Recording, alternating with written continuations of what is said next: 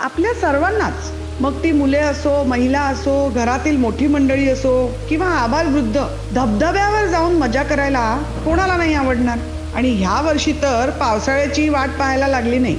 यंदा तर नोव्हेंबर महिन्यात ओसंडून वाहणारा, खळखळाट करणारा, पांढरा शुभ्र असा धबधबा पाहायला मिळाला कोकणामध्ये. तर आम्ही तुम्हाला नोव्हेंबर महिन्यातील कोकणातील निसर्गरम्य असा सुप्रसिद्ध धबधबा दाखवणार आहोत, ज्याचे नाव आहे सवत्सडा धबधबा. होय, अगदी बरोबर.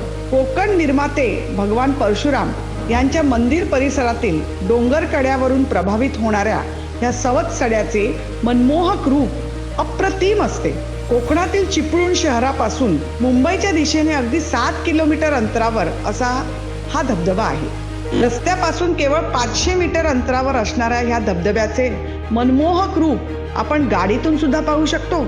पण गाडीतून उतरून तिथे प्रत्यक्ष याची देही याची डोळा पाहण्याची मजा काही औरच आहे. आम्ही तर म्हणून तुम्हाला गाडीतून उतरायला भागच पाडेल हा धबधबा. पावसाळ्यात तर इथे पर्यटकांची तोबा गर्दी असते. धबधब्याची ठिकाणी जाण्यासाठी नीटनेटक्या पायऱ्या आहेत आणि सर्वात महत्वाचे म्हणजे इथे काहीही अनुचित घटना घडलेली आठवत नाही, असे येथील स्थानिक सांगतात. तुम्हीही ह्या ठिकाणी असाल तेव्हा सर्व काळजी घेऊन धबधब्याची मजा जरूर घ्या.